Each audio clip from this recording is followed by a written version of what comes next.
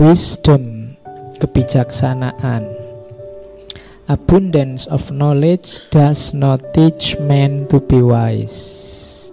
Jadi banyaknya pengetahuan tidak akan mengajari orang untuk bijaksana. Nah, ini kritik pada kita yang hanya maunya mengoleksi pengetahuan. Keponya luar biasa tapi hidupnya tidak jadi lebih baik. Mengoleksi pengetahuan tapi pengetahuan itu hanya jadi ingatan di kepalanya yang tidak manfaat, tidak mengefek pada kebaikan hidupnya. Jadi banyaknya pengetahuan tidak serta-merta membuat orang jadi bijaksana. Tidak harus kamu kaget kalau ada orang yang apa saja ngerti, ditanya apa saja bisa jawab. Belum. Dia bijaksana kalau apa yang dia ucapkan, apa yang dia sampaikan, apa yang dia tahu melahirkan hikmah, kebijaksanaan dalam kehidupannya. Itu baru disebut orang bijaksana. Kalau hanya tahu saja belum disebut bijaksana. Karena kalau sekedar tahu, anak kecil juga bisa menghafalkan teori-teori, menghafalkan konsep-konsep, kemudian disampaikan ulang. Oke, jadi tidak sekedar tahu. Yang kedua, those who love wisdom must investigate many things. Orang yang cinta kebijaksanaan, berarti para filosof, itu bukan orang yang hanya ikut saja apa yang ada di sekelilingnya, tapi juga investigate. Dia meneliti, dia juga menyelami banyak hal. Jadi filosof itu tidak cuma membaca dari luar, tapi juga menyelami ke dalam. Jadi those who love wisdom must investigate many things. Harus menginvestigasi banyak hal. Oke, itu sama. Di bawah juga ada those who love wisdom must investigate many things. Apa yang dilakukan applicant for wisdom do what I have done. Orang yang menjalankan kebijaksanaan pasti melakukan apa yang sudah aku lakukan. Apa yang aku lakukan? Inquire within. Apa yang diinvestigasi pertama-tama? Menginvestigasi diri sendiri.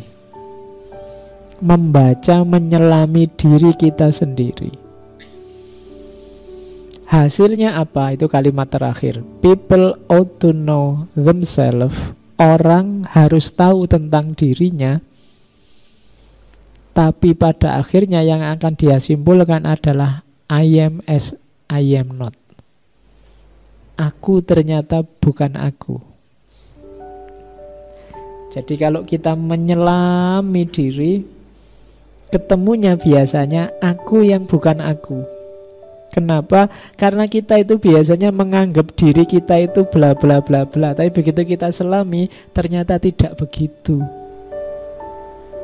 Jadi I am as I am not. Oh, ini termasuk oposisi tadi. Jadi ternyata aku itu bukan aku. Kamu menganggap dirimu bijaksana, kamu menganggap dirimu mahasiswa yang tekun, yang rajin, prospek ke depan cerah. Itu begitu kamu selami dirimu, ternyata tidak begitu, Pak. Baru sadar saya. Ternyata saya selama ini kegeeran, Pak. Tak anggap aku itu penting gitu. Ternyata sama sekali enggak. Tak anggap teman-teman itu kalau muji-muji saya itu benar-benar muji. Ternyata basa-basi. Tiap ketemu kok bilangnya, wah tambah ganteng aja. Ternyata basa-basi, Pak. Saya baru sadar sekarang. Nah, itu I am as I am not. Dari mana kesimpulan itu muncul? Inquire within tadi, kita menelaah ke dalam diri. Dan itulah yang dilakukan seorang filosof yang love wisdom, yang tidak sekedar mengoleksi pengetahuan. Jadi jangan cuma mengoleksi pengetahuan, tapi bacalah. Apa yang dibaca? Dirimu sendiri. Kalau sudah membaca diri, apa yang ditemukan? I am as I am not. Ternyata aku ini bukan aku. Oh, itu maknanya luas sebenarnya. I am as I am not. Kalau masuk ke dunia sufi nanti jadi beda lagi. I am as I am not itu. Jadi ternyata aku ini bukan aku. Aku yang dulu bukan aku yang sekarang. Ya, lagumu kan itu. Terus dilanjutkan tentang kebijaksanaan lagi. Dog bark at what they don't understand. Ini nyindir luar biasa. Anjing itu menggonggong pada apa yang tidak mereka mengerti. Berarti apa? Orang itu semakin banyak ngomong menunjukkan dia tidak paham. Kalau sudah paham ya diem. Biasanya begitu. Jadi kalau orang sibuk bahas sesuatu, apalagi sambil menyalah-nyalahkan yang lain tentang sesuatu itu, biasanya dia belum paham, belum yakin benar dengan pandangannya. Dog bark at what they don't understand. Jadi anjing itu kan begitu. Kalau ada orang lewat yang dia tidak tahu, dia curiga kan, terus dia menggonggong pada apa yang tidak dia paham. Makanya kalian ayo dikurangi menggonggongnya. Ya, jadi kenapa? Ya menunjukkan kita belum paham. Jadi jangan terlalu banyak menggonggong. Kita sibuknya pada yang tidak kita pahami.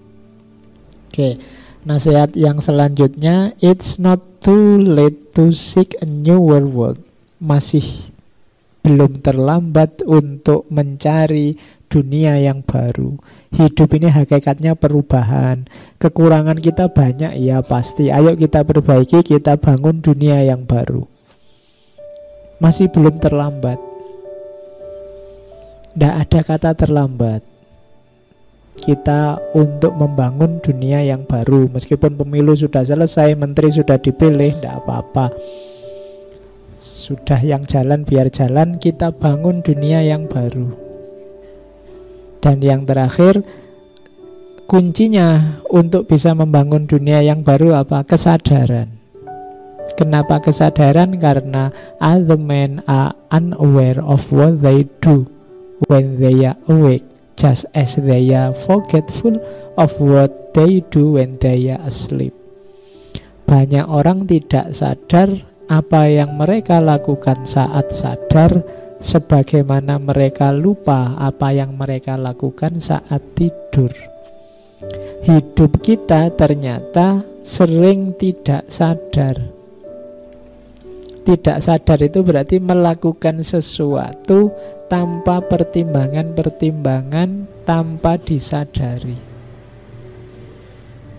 Biasanya ini karena rutinitas-rutinitas, karena tekanan masyarakat sekitar macam-macam yang kita jalan begitu saja, tidak reflektif, tanpa ada kesadaran. Maka kalau kita tidak sadar, ya kita susah membangun dunia yang baru.